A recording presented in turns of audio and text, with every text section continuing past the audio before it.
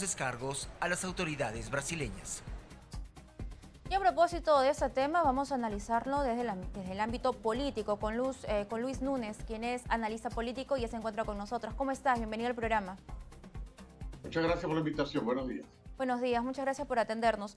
A ver, desde que se firmó esta colaboración eficaz entre Perú y Brasil, específicamente por el caso Lavallato, siempre hubieron voces, ¿no?, que señalaban de que se estaban dando muchas concesiones a la empresa Odebrecht, que el pago de la reparación civil era muy poco en comparación, digamos, a lo que se debía pedir debido a las implicancias que tenía de temas ilícitos, coimas que presuntamente se le habrían dado a funcionarios, a expresidentes que están involucrados y están siendo investigados.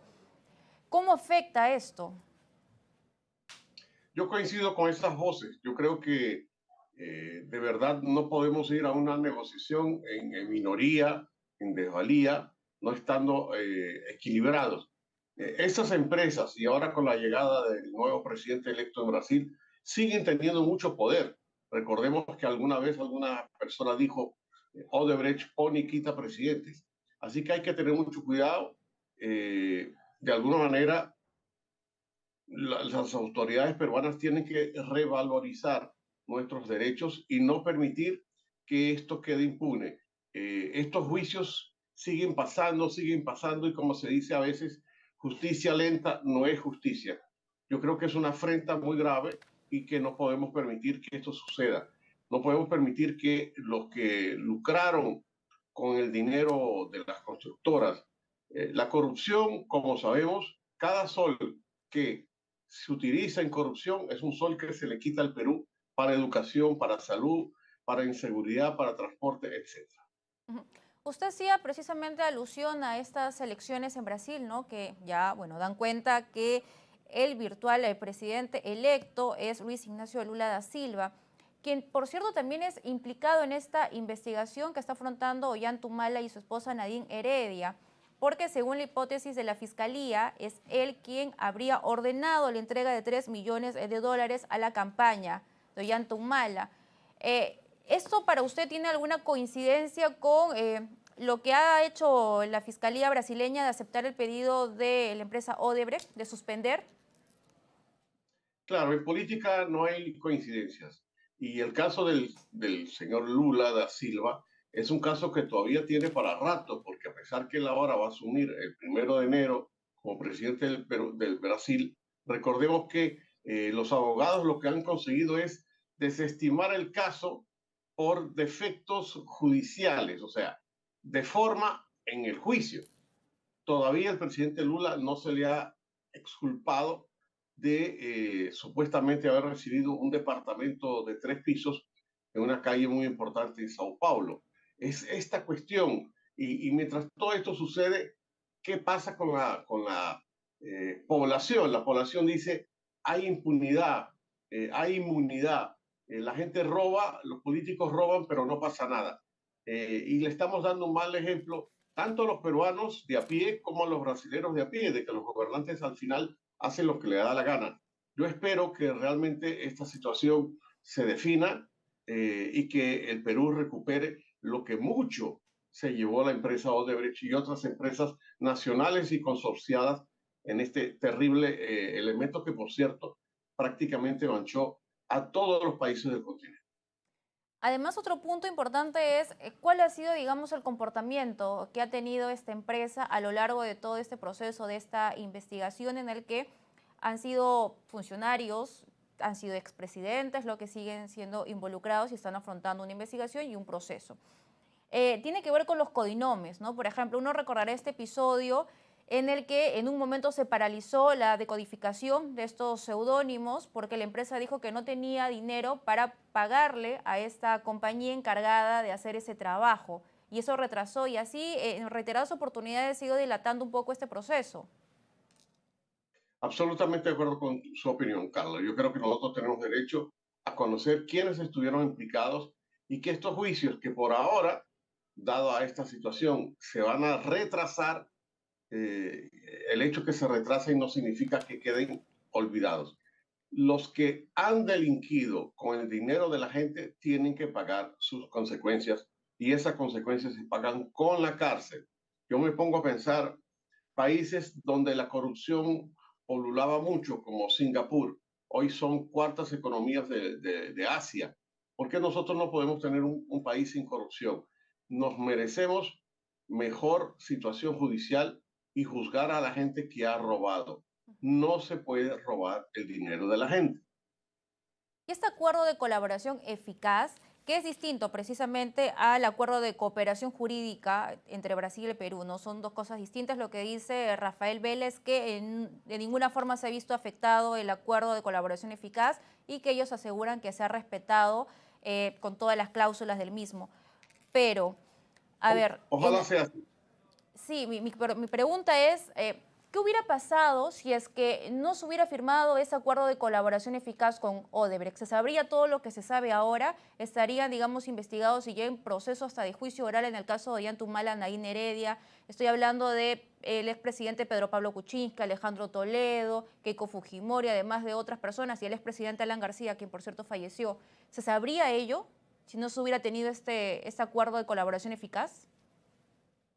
Yo estoy de acuerdo valga la redundancia, con el acuerdo. Yo creo que el acuerdo de alguna manera fija las bases de lo que se debe hacer. Pero creo que al final estuvimos en minoría, en desvalía frente al acuerdo. Si no se hubiera firmado el acuerdo, tendríamos como unas normas inciertas. Hubiera sido una especie de caja de Pandora donde todo hubiera podido hacerse o no hacerse, pero el poder político y el poder económico de las empresas brasileñas, de la gente involucrada, ha hecho de que parezcamos los parientes pobres del acuerdo.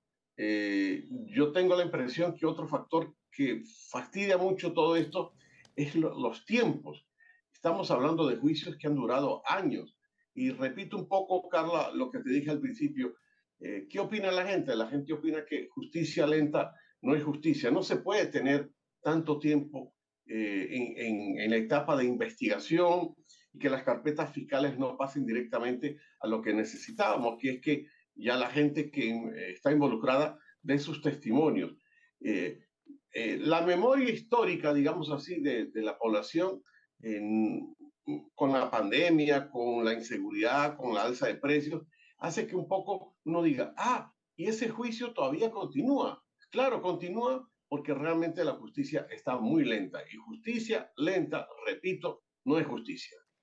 Efectivamente, ¿no? Ya los ciudadanos están esperando una sentencia, pero sabemos de que eso no solamente depende del Ministerio Público, sino también del Poder Judicial. Por lo pronto ya hay un juicio oral que está encaminado, que es el caso de Ollanta Humala y Nadine Heredia. Y precisamente para el 7 de noviembre se tenía previsto los testimonios, porque recordemos que tanto Marcelo Odebrecht como Jorge Barata son testigos de cargo de la Fiscalía.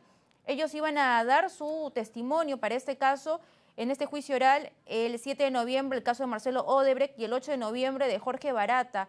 Pero ante esta decisión por parte de la Fiscalía de Brasil, esto se retrasa, imagino, en el cronograma. ¿Esto afecta de alguna forma el proceso que se venía, digamos, ejecutando? Sin duda, sin duda. Y entonces uno observa el panorama y dice, ¿cómo a una semana de esas audiencias el proceso se pospone? Entonces, claro, como te dije al principio, en política no hay coincidencias. Se ve que hay como una mano oscura, como un deseo de retrasar esto o de que se olvide y esto pase y pase el tiempo y no suceda nada. Yo creo que llegó la hora de que los responsables den la cara y atención, con todos los derechos constitucionales y con todos los derechos que la ley le otorga, hagan sus descargos y veamos qué sucede aquí. Pero retrasar esto otra vez eh, causa suspicacias porque la gente dice, ah, ahí hay dinero sucio, ahí hay influencia política, hay llamadas telefónicas de los poderosos para que esto se siga olvidando. Y lamentablemente, insisto, un sol, un dólar, un real que se le quite al pueblo en Brasil, en Perú o en cualquier otro país involucrado en estos casos de corrupción es un dinero menos para la gente en su educación, salud, seguridad, etcétera. Y otro tema que me gustaría abordar con usted tiene que ver con este grupo de alto nivel de la OEA que va a llegar a nuestro país. Aún no hay una fecha en concreto, pero se estima que es en los próximos días. Por lo pronto, ya el presidente del Congreso, José William Zapata, ha solicitado a la OEA incluir al Congreso en el programa de reuniones del grupo de alto nivel. ¿Quiénes deben ser los actores que deben reunirse con esta comitiva? Todos, todos, absolutamente todos. A raíz de todas estas declaraciones, yo recuerdo que fui jefe de misión del Centro Carter en el año 2000 y el año 2001, y nosotros cuando hicimos visita al Perú, nos reunimos con todo el mundo. Todo el mundo tiene que estar involucrado en esta visita. Normalmente estas visitas duran entre 4 y 5 días. Es una visita de alto nivel, como tú dices, incluye 5 cancilleres, representantes también aparte de Costa Rica y Colombia, y hay que hacer reuniones absolutamente con todos los factores y luego levantar un informe. Ya sabemos que el informe no es vinculante, no es de cumplimiento obligatorio, pues normalmente los informes de las misiones recomiendan cosas en positivo. Y hay que reconocer, estimada Carla, que acá tenemos una fricción muy fuerte entre los tres grandes poderes del Estado, el Ejecutivo, el Legislativo y el Judicial.